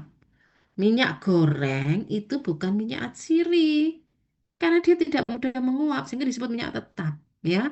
Jadi itu harus Anda harus bisa membedakan, ya. Dan biasanya paling gampang misalnya itu kalau kamu kasih di kertas minyak atsiri itu ketika diteteskan ya kelihatannya netes ada bekas tapi begitu setelah menguap nggak ada bekas hilang bekasnya. Nah kalau minyak tetap begitu diteteskan di kertas ya tetap membekas. Nah itu bedanya nanti ya minyak menguap dan tidak ya. Yang lainnya dibaca sendiri itunya ya. Oke. Sekarang klasifikasi dari minyak atsiri berdasarkan senyawa kandungannya ada banyak ya ini ada hidrokarbon, volatile oil, alkoholik, aldehid, keton, fenolik, fenolic ether, oxide dan ester. Kita langsung lihat contohnya saja. Contoh, saya memberikan contoh berdasarkan bagiannya yang menghasilkan minyak. Yang pertama bunga, bunga. Yang sangat terkenal adalah jasmine oil. Apa Mam? Minyak jasmine oil itu? Kalian kenal dengan minyak apa? Melati. Ya, minyak pelati dari jasminum sambak atau pebesen. Nah, dia terkenal apa namanya sebagai parfum ya kalau kalian ya. Padahal dia sebenarnya bisa dipakai untuk aromaterapi mengatasi insomnia atau susah tidur. Nah, jadi yang susah-susah tidur bolehlah selain lavender semprot-semprotlah dengan minyak melati itu ya, karena ternyata dia bisa untuk aromaterapi untuk insomnia. Ini adalah contoh minyak atsiri yang diperoleh dari daun. Ya. Kemudian tadi minyak kayu putih ya eucalyptus globulus. Ini adalah contoh minyak atsiri yang berasal dari daun dari famili Myrtaceae. Sangat terkenal dipakai waktu COVID kemarin ya untuk inhalasi atau untuk masalah-masalah pada dekongestan ya. Jadi kalau misalnya kalian juga punya masalah masalah misalnya pilek segala macam, ini aja dihirup aja ini. Kamu teteskan di air ya, air yang mendidih, yang barusan diambil dari air panas gitu ya, air panas kamu tetesin, kemudian kamu hirup ya. Itu bagus untuk melegakan problem-problem sebagai dekongestan. Kemudian, nah ternyata dari kulit batang itu juga bisa ini kulit batang kayu manis itu juga bisa didapatkan minyak atsiri namanya cinnamomum oil. Nah, cinnamomum oil. Dia banyak dipakai kegunaannya ini untuk apa? Mengatasi sakit gigi. Sampai pakai dulu itu dia pakai ya. Ini adalah contoh dari eh, bagian kulit batang yang bisa menghasilkan minyak atsiri. Kemudian ini terkenal sekali Santalum album dari kayunya. Tadi kan kulit batang, ini kayunya. Masih ingat nggak batas kayu dan kulit kayu itu apa yang menjadi pembatas? Yo, masih ingat nggak nih? Coba Adelia Putri. Mana anaknya Adelia Putri ini? Kambium. Oh iya, betul. Masih belum ngantuk ya kamu ya? Nggak ada gambar nih soalnya. Ini Belum. gambar apa ini? Mau wajahmu di mana? Hmm? Di Prof, maaf. Soalnya kalau kameranya nyala, suaranya putus-putus. Ya. Jangan sampai ya kuliah kamunya tidur ya dosennya yang ngasih informasi ya. Oke. Ya, oke, saya percaya, tapi kamu jangan tidur ya. Nah, tadi Ini, Prof. betul ya, betul bahwa batas antara kayu dan kulit kayu adalah kambium. Nah, dari kayu yang terkenal itu sandalwood ya, sandalwood atau dari tanaman Santalum album. Cendana. Nah, kalau kalian wangi cendana kan itu kan wanginya itu halus sekali, bagus sekali ya di kayu-kayu cendana itu yang apa namanya baunya harum. Ternyata dia bisa dipakai untuk apa? Mengatasi virus herpes simplex, bisa untuk anti kanker, untuk repelan dan segala macam ya. Kalau dari akar, nah, akar ini yang sangat terkenal namanya Vetiveria zizanoides, akar wangi. Kita punya banyak loh akar wangi itu. Kalau kalian tahu, kalau beli di tempat-tempat penjualan simpisia yang biasanya dipakai ketika orang mau manten, nah, namanya akar wangi. Bagian yang diambil memang karena akarnya seperti ini, kayak serabut ini ya. Dan memang wangi sekali, baunya enak sekali. Nah, ini penggunaannya yang terkenal, yang sekarang juga banyak sekali penelitian, ternyata dia bermain di sistem saraf pusat, meredakan apanya stres, dia bisa untuk sedatif, penenang, ya juga bisa bikin ngantuk. Nah, ini vetiver oil. Kemudian kalau dari rhizome, nah, ginger oil pasti kalian tahu Juniper officinale. Nah, ini juga sudah sangat terkenal untuk antibakteri, anti jamur dan segala macam. Jadi ini contoh, saya memberikan contoh bagian-bagian tanaman yang bisa menghasilkan minyak atsiri. Oh, belum selesai. Ada biji. Biji ini Funiculum vulgare. Apa nama lokalnya? Funiculum vulgare. Siapa ini? Askia coirunisa. Askia coirunisa. Mana? Askia. Askia. Mana? Mm-mm. Ya, adas ya. Biji adas ternyata menghasilkan minyak namanya fennel oil. Fennel oil mungkin kalian nggak biasa pakai ya, karena kadang-kadang ini bukan untuk parfum, untuk bau wangi-wangian, tapi lebih banyak dipakai fungsinya untuk kesehatan. Ternyata dia bisa mempunyai aktivitas antimikroba atau antioksidan. Kemudian tadi buahnya apa? Contohnya adalah jeruk Citrus sinensis rutaceae. Dari kulit buahnya ini banyak sekali kita dapatkan minyak atsiri. Dan ini ternyata punya aktivitas juga banyak anti tumor untuk apa namanya GERD ya, ternyata untuk meredakan kayak penyakit-penyakit GERD dan segala macam ya. Ini tanaman yang terkenal lainnya, ini saya ambil dari tanaman yang terkenal yang masih bagian tumbuh apa namanya bunga adalah Eugenia caryophyllata, cengkeh. Minyak cengkeh sangat terkenal, biasanya bisa untuk sakit gigi ya. Kalau kalian perawatan gigi itu pasti merasa bau kayak bau cengkeh ya betul, karena minyak atsiri dari daun cengkeh ini bisa untuk anestesi lokal untuk perawatan gigi atau sakit gigi. Kemudian yang terkenal lagi dari peppermint oil ya, dari daun ya ada Minta piperita. Apa sih fungsi minyak atsiri pada tanaman? Ya sama, dia karena bukan metabolit primer, maka dia berfungsi seperti umumnya metabolit sekunder. Apa fungsi metabolit sekunder? Terutama sekali adalah untuk melindungi diri. Jadi dia sebagai proteksi terhadap serangga, jamur, dan segala macam. Nah, selain sebagai perlindungan diri, dia juga untuk menarik untuk apa perkembangbiakan ya, dengan menarik serangga untuk bisa apa polennya itu diambil oleh serangga sehingga dia bisa berkembang biak. Dia juga bisa menjadikan pengawet makanan dari tanaman ya, melindungi dari penguapan yang berlebihan ketika panas yang berlebihan. Ini lainnya dibaca sendiri. Kalau bagi manusia, maka kegunaan umum dari minyak atsiri adalah yang pasti yang kalian sudah pernah pakai adalah untuk parfum, untuk kosmetika atau untuk produk-produk pembersih ya, untuk disinfektan karena dia berfungsi sebagai antimikroba ya, untuk flavoring agent ya. Jadi apa penambahan bahan untuk bisa berbau ya, lebih membau bau yang lebih enak ya. Repelan ternyata juga untuk antispasmodik ya, karminatif dan terutama untuk aromaterapi serta untuk terapi pijat. Nah, ini adalah ciri-ciri dari minyak atsiri. Nah, mungkin saya keluarkan ya. Jadi ciri-ciri dari minyak atsiri apa? Yang pertama, hampir semuanya itu berbau ya. Minyak atsiri itu berbau. Bukan berarti juga kemudian minyak atsiri itu harus harum. Minyak atsiri itu nggak harus harum ya. Bau gak enak pun itu selama dia berbau, berarti dia mempunyai minyak atsiri ya. Kemudian mudah menguap pada suhu temperatur.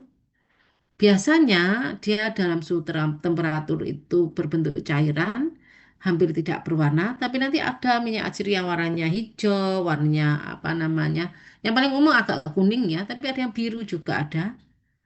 Kemudian densitasnya lebih rendah daripada air, juga punya indeks bias ya, indeks bias. Kemudian umumnya larut pada pelarut organik dan sedikit larut dalam air. Yang perlu kita perhatikan ketika kita mau mengambil minyak atsiri adalah atau menyimpan minyak atsiri, jangan lupa bahwa minyak atsiri ini sangat rentan terkena panas atau cahaya atau udara. Karena dia aja pada suhu ruang aja sudah menguap. Nah, ketika terkena paparan panas, sinar, dan udara selama penyimpanan, maka dia akan bisa berakibat pada komposisi kimia mereka. Nah, ketika ada perubahan komposisi kimia, maka nanti hasilnya adalah mungkin nanti baunya juga berubah. Kemudian yang pasti juga karena kita farmasi, mainnya adalah di manfaat terapeutiknya bisa juga menjadi menurun. Atau bahkan kalau dalam bentuk isomer yang berbahaya, maka menjadi akan beracun bagi manusia. Umumnya minyak atsiri ini disimpan dalam tempat tertutup, kemudian kalau bisa tidak terkena cahaya dan disimpan pada suhu low temperatur, suhu rendah ya. Oke, bagaimana cara mendapatkan minyak atsiri? Secara umum ada 4 ya. Ada dengan cara destilasi, dengan pengepresan, expression, diekstraksi dengan pelarut organik atau dengan cara hidrolisa enzimatis. Kita lihat dari cara pertama ya. Oh ya, tadi metode-metode tadi tentu tergantung dari yang pertama kondisi dari tanamannya, lokasi dari minyak di tanaman, apakah dia lokasinya ada di kulit buah ya atau di dalam biji. Nah, itu berbeda pembuatan minyaknya ya. Kemudian juga jumlah minyak atsirinya serta asal dari minyak atsirinya tadi. Yang pertama, nah ini yang paling sering dipakai adalah metode destilasi. Ini masyarakat umum udah pinter destilasi ini. Ini coba Anda lihat ini apa namanya alatnya. Destilasi, destilasi ini yang perlu diperhatikan adalah biasanya posisinya adalah tanaman kering atau simplisnya tadi ini direndam dalam air, ya direndam dalam air. Kemudian di sini ada pemanasnya, dipanaskan, ya. Jadi bahan direndam dalam air bersama-sama air, kemudian dipanaskan. Uapnya ini, nah uapnya ini akan masuk ke dalam pendingin dan masuk pada bak tampungan. Nah pada bak tampungan ini kemudian didiamkan, nanti akan memisah menjadi dua, maka kita bisa pisahkan mana minyak atsiri dan mana air. Ya, itu. Ini paling sederhana ini, destilasi air ini cara yang paling sederhana. Sedangkan ini stem distillation, destilasi uap, perbedaannya ya umumnya digunakan untuk tanaman segar. Nah ya bedanya gini, kalau destilasi uap umumnya adalah tanaman segar, kalau destilasi air tadi, nah ini air, Ini umumnya yang dipakai adalah tanaman kering atau simplisia. Pembedanya. Ya, biasanya di sini ini tanamannya segar dipotong-potong, ditaruh pada wadah apa namanya chamber ya kayak bak gini di sini. Nah, ini. Kemudian yang sini adalah air. Airnya aja. Airnya inilah yang bersentuhan dengan panas atau kompor. Jadi nanti airnya dididihkan oleh kompor ini. Kemudian ketika setelah mendidih maka akan ada uap. Uapnya akan mengalir melalui tabung ini. Dia akan memanaskan bahan segar tadi, bahan tanaman segar tadi di sini. Habis ini setelah panas, akhirnya apa? Minyak atsiri yang ada dari tanaman ini akan ikut menguap. Nah, ikut menguap dengan uap air masuk di dalam pendingin. Nah, setelah masuk pendingin, menetes, kita biarkan akan lama-lama akan terpisah menjadi dua bagian, minyak dan air. Seperti itu. Kemudian ada lagi destilasi air dan uap ya, destilasi uap dan air berarti apa? Gabungan pakai wadah seperti ini. Ini yang jelas ya, lebih mudah lihat ini ya skema. Jadi bedanya apa? Ini tanamannya diletakkan seperti rak atau dandang ya. Kalau kalian tahu rak atau dandang, kayak dandang lah. Kan ada raknya di sini, mau yang lubang-lubang. Airnya ada di bawah. Nah, ini dipanaskan dengan api. Jadi si bahan tanaman tidak tercelup air, tapi dia kena uap air hanya ada dalam satu wadah. Ya, dalam satu wadah, kemudian uapnya itu eh, dimasukkan dalam pendingin sehingga netes kemudian dipisahkan. Oke, itu cara paling umum di destilasi. Yang lain ada destilasi pakai microwave, hampir sama istilahnya tapi pemanasnya adalah pakai microwave seperti ini. Ini dimodifikasi ya, jadi nggak banyak ya. Ini biasanya untuk penelitian ya. Jadi apa namanya bahan tanamannya dicelup di sini, kemudian dipanaskan dengan microwave. Oke, sebelum saya masuk ke yang lain, Iva Cahya mana Iva Cahya? Hadir, Prof. Nah, pembeda utama antara destilasi air, uap air, dan destilasi uap air itu apa?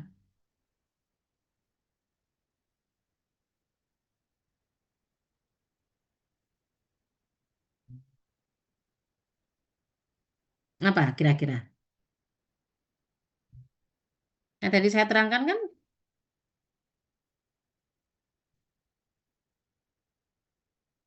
Tuh, mana? Kok menghilang? Iva, anak Iva. Kalau kalian tadi mendengar penjelasan saya, maksudnya bisa. Iva mana Iva? Tuh, Iva nggak respon ya Iva? Tidur, tidur. Tidur Iva. Iva satu.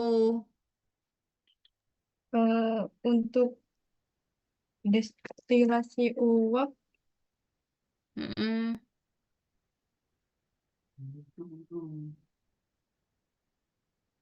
eh, mungkin untuk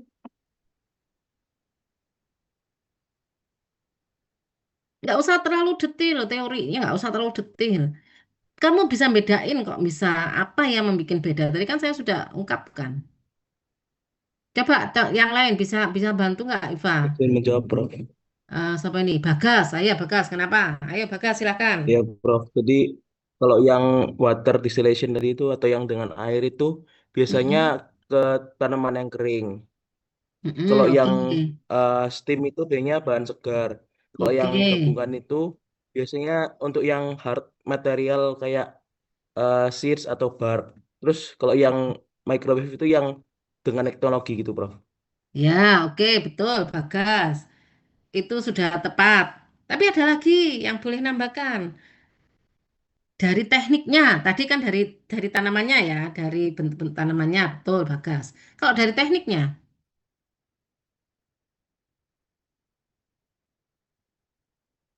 Akmal. Ya, Baik, Prof. Izin menjawab. Untuk yang menggunakan air itu benar yang dikatakan Bagas untuk tanaman yang segar. Jadi tanamannya direndam dulu dalam air, kemudian dipanaskan. Tanaman segar apa tanaman Oh kering? iya, tanaman kering, maaf, Prof. Ya, Kemudian oke. dimasukkan ke dalam air, terus dipanaskan, kemudian Ya. uapnya akan masuk ke penampungan, lalu akan terpisah untuk membedakan minyak atsirinya. Kemudian untuk yang eh, uap itu menggunakan tanaman segar. Mm-mm. Jadi dimasukkan eh, seperti yang digambar tersebut. Untuk yang uap dan air Air. itu dimasukkan seperti di dandang, terus yang Nah, tanamannya di atas dan airnya di bawah, terus nanti masuk ke selang, terus ininya pendinginan, lalu akan ada minyak sirinya. Seperti itu, Prof. Untuk yang iya. microwave, seperti itu. Ya. Ya, oke cukup betul. Nah, belum ngantuk semua ya, yang ini ya. Ya, jadi kita bisa lihat tekniknya ya. Kalau yang air itu berarti bahannya tercelup ya, bahannya kering tercelup dan langsung kena panas sekalian. Kalau yang uap biasanya segar dan dia ada di tempat berbeda. Ya, uapnya dengan air di kompor diuapin. Kalau yang gabungan kayak dandang, udah itu dulu diinget-inget ya tekniknya ya. Karena itu biasa dipakai oleh masyarakat. Kalau kalian melakukan pengabdian-pengabdian masyarakat, kemudian mereka mereka tuh pinter loh, sudah bisa bikin gitu. Sudah bisa bikin gitu. Nah, kalian bisa ngerti, oh ini caranya ya. Ya, oke, oke, saya senang karena kamu bisa masih kalian semua masih bisa jawab ya, ya. Yang nggak bisa mungkin sudah kecapean ya, sudah ngantuk ya tadi ya. Ya, oke, lanjut.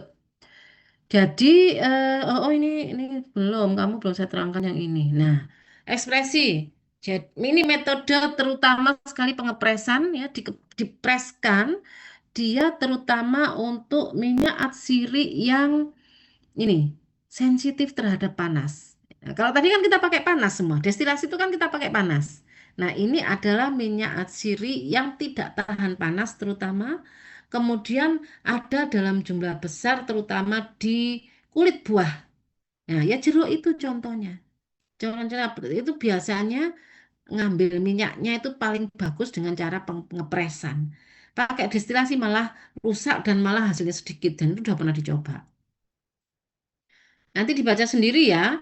Jadi ini yang spong ekstrasi ini, ini aja lah gampang ya. Jadi eh, kayak kulit lemon itu kita rendam dulu di air sampai menjadi elastis. Kemudian kulitnya ini tadi ya, kulitnya dibalik, di atasnya spong ya, kemudian ditekan, ya, dipres sehingga airnya yang keluar akan diserap oleh spong tadi. Apa sih kalau ya spon, nah spon ya. Jadi yang keluar setelah diperas tadi dihisap oleh spons. Habis itu sponsnya diperes sehingga keluarlah air campur minyak, kemudian kita pisahkan. Nah, seperti itu. Ya, itu pakai spon, metode pakai spon. Intinya dipreskan semua. Ada yang ini scarification method ya.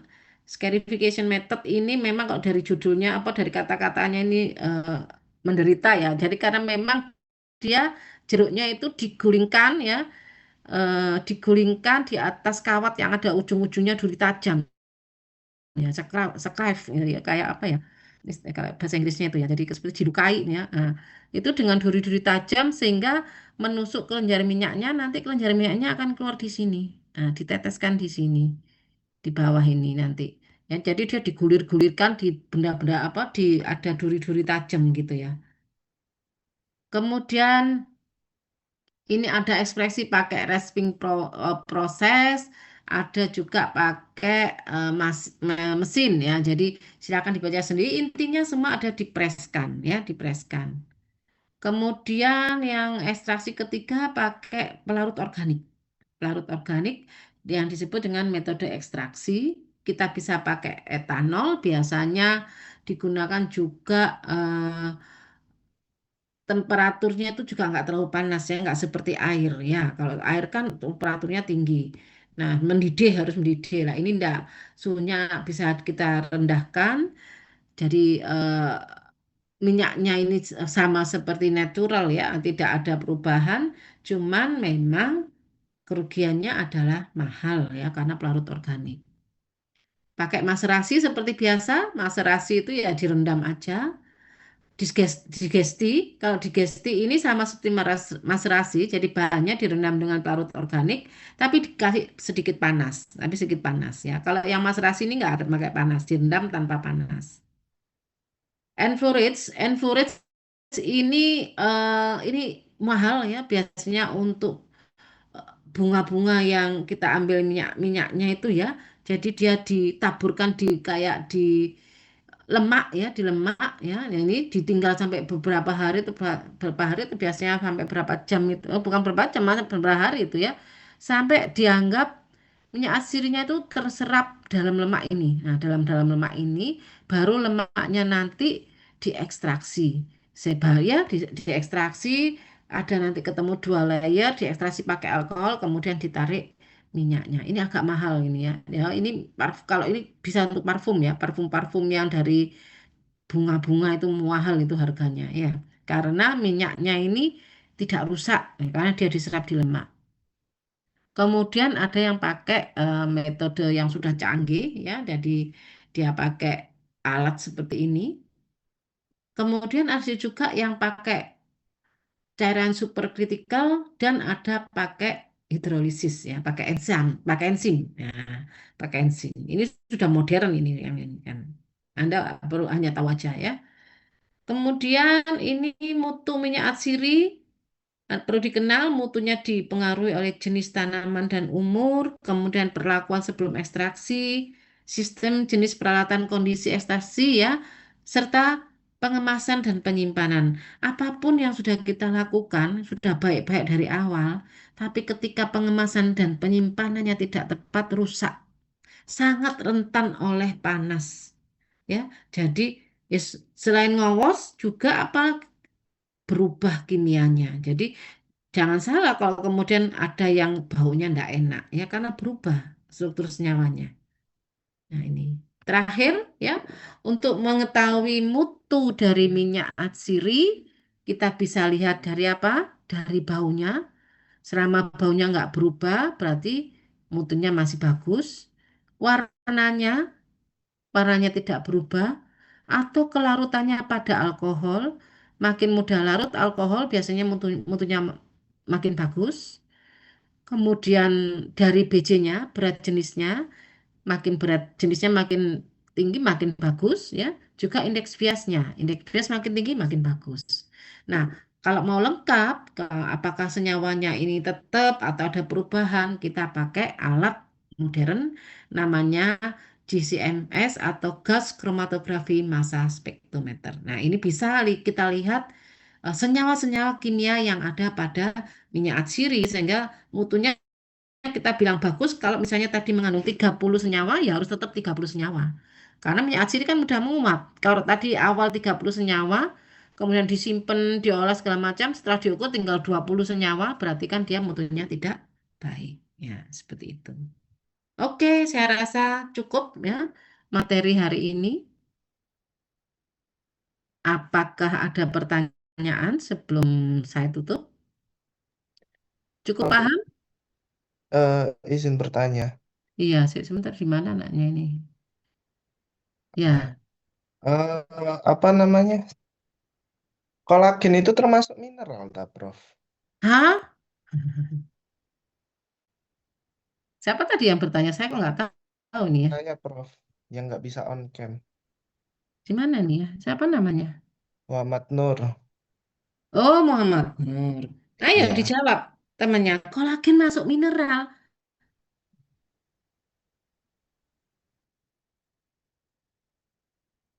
Kenapa kamu kau tanya kolagen? Soalnya banyak Hmm. digunakan untuk kosmetik biar lebih mulus. Beri mulus. Iya, betul. Lainnya untuk apa lagi?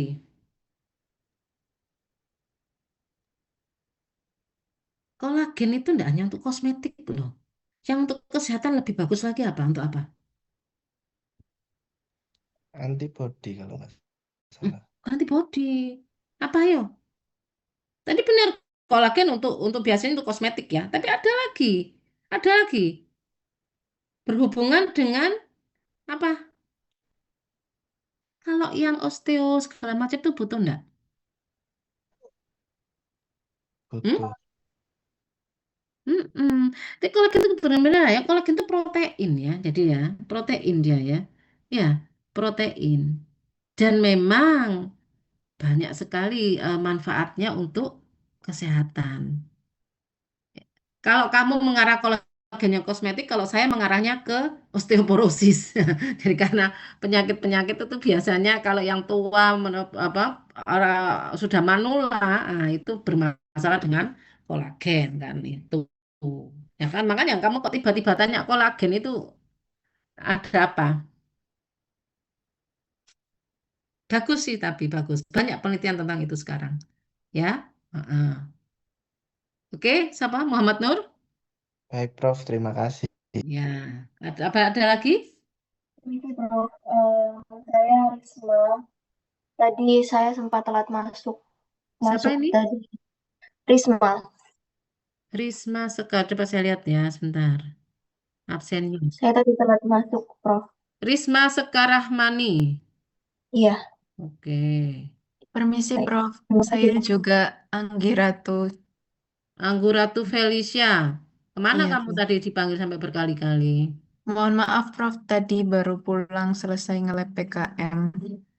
Oh, ya kan masih jam berapa kamu tadi nganu join? Em, Jam 7 lebih setengah, mungkin setengah 8 mungkin, Prof. Jam 7:04 atau jam 7:20. Ya, ya. Ya, Ya, mohon maaf, Prof. Oke. Terus ini ada Dona, Dona nggak masuk tetap Dona Farsana? Nggak ada ya, Dona. Oke, berarti ini yang absen Dona Farsana. Ada lagi yang bertanya? Cukup? Ya, saya rasa cukup ya. Yang saya tekankan atau yang banyak saya terangkan tadi, kemungkinan banyak saya keluarkan di ujian. Jadi nanti ujiannya nggak akan melenceng ya, akan yang saya tanyakan tadi akan ada nanti ketemu di ujian. Kalau nggak ada yang ditanyakan lagi, kita akhiri ya. Nanti materi akan saya kirimkan di PJ-nya ya, tapi nanti sampai selesai selesai dulu lah untuk supaya mungkin ada yang perlu saya perbaiki atau saya tambahkan supaya kalian lebih mudah untuk belajarnya. Oke ya, cukup kita akhiri. Habis ini kita bisa tidur ya. Selesai semua, besok kita kuliah lagi pagi ya. Wassalamualaikum warahmatullahi wabarakatuh. Waalaikumsalam warahmatullahi wabarakatuh. Terima kasih banyak, Terima Prof. kasih. Terima kasih, Makasih ya, Prof. Prof. Ya, Terima kasih, oke. Prof. Ya, kita live ya.